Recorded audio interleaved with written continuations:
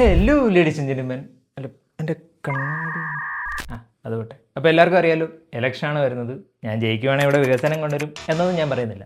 പക്ഷേ ലക്ഷക്കണക്കിന് രൂപ നാട്ടുകാരിൽ നിന്ന് മേടിച്ചിട്ട് വേൾഡ്സ് ബെസ്റ്റ് ഐഫോൺ എന്ന് പറയുന്ന നാട്ടുകാർക്ക് സെയിം ഫോൺ തന്നെ വർഷങ്ങളായിട്ട് കൊടുക്കുന്ന ഐഫോൺകാർ ഗ്രീൻ ലൈൻ ഇഷ്യൂ വന്നിട്ട് ഇതുവരെ അതിനെപ്പറ്റി ഒരു അക്ഷരം വേണ്ടാത്ത സാംസങ് തെണ്ടികളുണ്ടല്ലോ, ഇവനെയൊക്കെ ഞാൻ ഈ നാട്ടിൽ നിന്ന്. അപ്പോൾ എൻ്റെ ചിഹ്നം ഏതാണെന്നറിയാമല്ലോ, മൊബൈൽ.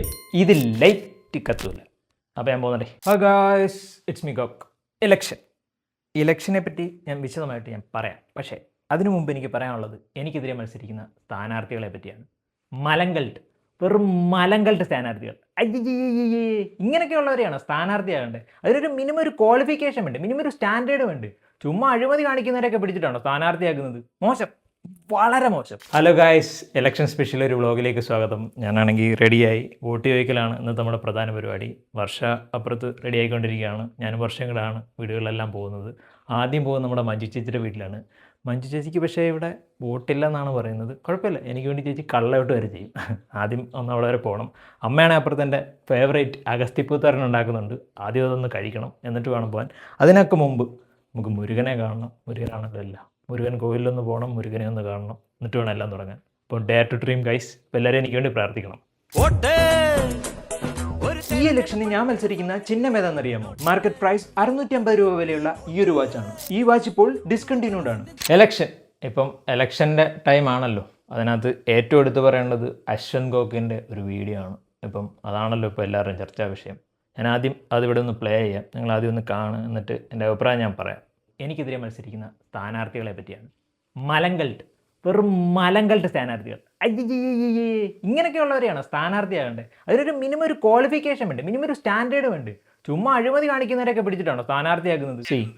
അശ്വന്ത് ഗോക്ക് ഇലക്ഷനിൽ നിൽക്കുന്നതോ അദ്ദേഹത്തിൻ്റെ അഭിപ്രായം പറയുന്നതൊക്കെ അദ്ദേഹത്തിൻ്റെ ഇഷ്ടമാണ്. പക്ഷേ മറ്റുള്ളവരെ ഇങ്ങനെ കളിയാക്കുന്നത് ശരിയാണോ?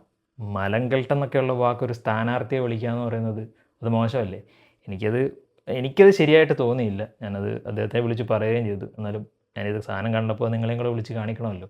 ഇലക്ഷൻ ആണെങ്കിലും എനിക്ക് അരി മേടിക്കണ്ടേ, അതുകൊണ്ട് ഞാൻ നിങ്ങളോട് പറഞ്ഞതേ ഉള്ളൂ.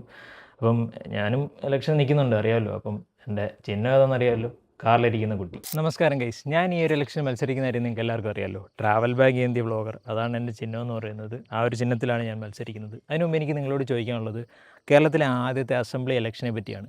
1957 ആ ഒരു ഇലക്ഷൻ നടന്നത്. ആ ഒരു ഇലക്ഷനിൽ കമ്മ്യൂണിസ്റ്റ് പാർട്ടി 60 സീറ്റിൽ ജയിക്കുകയും EMS നമ്പൂതിരിപ്പാട് കേരളത്തിൻ്റെ ആദ്യത്തെ മുഖ്യമന്ത്രിയാവുകയും ചെയ്തു. I didn't give a weapon to my people, I gave right to vote instead of it. Now it is in their own hands to live like a legend by fighting or to become slaves by selling it. ഇത് ഞാൻ പറഞ്ഞ വാക്കുകളല്ല, doctor BR Ambedkar പറഞ്ഞ വാക്കുകളാണ്. അദ്ദേഹം നമുക്ക് തന്നിട്ടുള്ള ഏറ്റവും പവർഫുള്ളായുള്ള ആയുധമാണ് വോട്ടെന്ന് പറയുന്നത്. അത് നമുക്ക് യൂസ് ചെയ്യേണ്ട ടൈമാണ് ഇലക്ഷൻ എന്ന് പറയുന്നത്. ഈ ഒരു ഇലക്ഷനിൽ ഞാനും മത്സരിക്കുന്നുണ്ട്. എൻ്റെ ചിഹ്നം എന്ന് പറയുന്നത് മൂവി ടിക്കറ്റാണ്. അപ്പോൾ ഞാൻ ജയിക്കണമെന്നും ഞാൻ നിങ്ങളെ ഭരിക്കണമെന്നും നിങ്ങൾ ആഗ്രഹിക്കുന്നുണ്ടെങ്കിൽ എനിക്ക് വോട്ട് ചെയ്യുന്ന കാര്യം കൂടി പരിഗണിക്കുക. ഇടമത്തെ എന്താണെന്നറിയാം എടാ, എനിക്ക് ഇലക്ഷനിൽ നിന്ന് ജയിക്കണമായിരുന്നടാ. അതുകൊണ്ട് ഞാൻ ഇലക്ഷനിൽ നിന്ന് എല്ലാ വോട്ട് ചെയ്താൽ മതിയായിരുന്നു. എടാ നീയൊക്കെ എനിക്ക് വേണ്ടി വോട്ട് ചെയ്തില്ലടാ.